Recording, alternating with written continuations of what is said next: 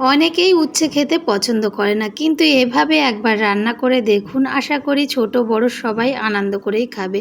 উচ্ছে ও কুমড়োর এই সুন্দর মেলবন্ধন সুন্দর স্বাদেই নয়, শরীরের জন্য বেশ উপকারী। আজ আমি খুব কম উপকরণ দিয়ে তৈরি করছি একেবারে ঘরোয়া স্বাদের উচ্ছে কুমড়োর একটি সুন্দর সুস্বাদু রেসিপি। অনেক সময় বাড়িতে বেশি কিছু না থাকলেও অল্প উপকরণেই দারুণ স্বাদের রান্না করা যায়। আজকের রেসিপিটি তারই একটি সুন্দর উদাহরণ। যদি আপনারাও স্বাস্থ্যকর একটি নিরামিষী পদ বানাতে চান, তাহলে এই রেসিপিটি অবশ্যই একবার চেষ্টা করে দেখুন। আশা করি আপনাদের এবং আপনাদের পরিবারের সবারই খুব ভালো লাগবে। ভিডিওটি ভালো লাগলে অবশ্যই লাইক, কমেন্ট ও শেয়ার করবেন। আর নতুন নতুন সহজ, ঘরোয়া ও সুস্বাদু রেসিপি পেতে আমার পাশে থাকবেন। যারা ইউটিউব থেকে দেখছেন তারা আমার চ্যানেলটাকে সাবস্ক্রাইব করে দেবেন, আর যারা ফেসবুক থেকে দেখছেন আমার পেজটাকে ফলো করতে ভুলবেন না। তো চলুন আর দেরি না করে রেসিপিটা দেখে নেওয়া যাক। রান্নাটা কিন্তু সাদা বা সর্ষের তেল, যে কোনো তেল দিয়েই রান্নাটা করা যেতে পারে। তো তেল গরম হয়ে যেতেই আমি দিয়ে দিয়েছিলাম কালো জিরে, তারপরে লম্বা লম্বা করে কেটে রাখা উচ্ছেগুলো দিয়ে দিয়েছি। খুব বেশি ভাজবো না, হালকা করে ভেজে নিয়ে আমি তুলে রেখে দেব। ভাজার সময় একটু নুন দিয়ে দিলাম।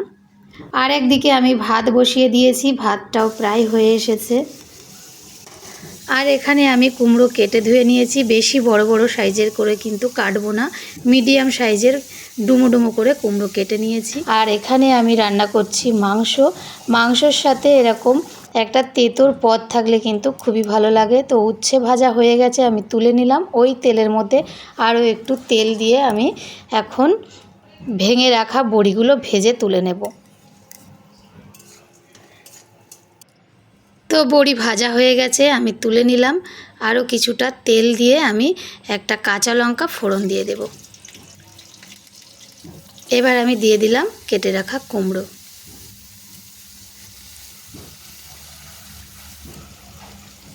এবার আমি দিয়ে দিলাম পরিমাণ মতো নুন, হলুদ আর সামান্য জিরের গুঁড়ো।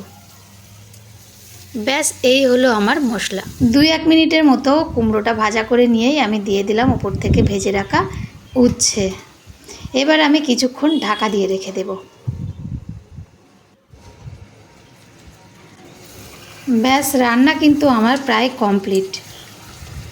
এই রান্নাতে আমি কিন্তু জল একদমই ব্যবহার করিনি।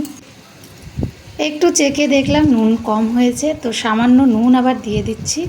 আর নামাবার আগে একটু চিনিও দিয়ে দেব।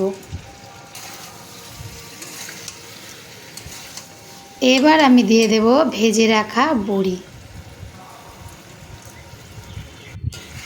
বড়ি দেওয়ার পর আর বেশিক্ষণ রান্না করব না, ভালো করে মিশিয়ে নিয়েই আমি নামিয়ে দেব। আশা করি আমার এই আজকের উচ্ছে কুমড়োর সহজ ও সুস্বাদু রেসিপি আপনাদের ভালো লেগেছে। যদি ভালো লেগে থাকে তাহলে ভিডিওটিতে একটি লাইক, কমেন্ট করে দেবেন। আপনাদের মূল্যবান মতামত কমেন্টে জানাবেন এবং আপনার প্রিয় মানুষদের সাথে শেয়ার করবেন। আজ তাহলে এখানেই বিদায় নিচ্ছি। সবাই ভালো থাকবেন, সুস্থ থাকবেন, নিজের ও পরিবারের যত্ন নেবেন। আবার দেখাবেন নতুন একটি রেসিপি নিয়ে। নমস্কার, সবাই অনেক অনেক ভালো থাকবেন। ধন্যবাদ।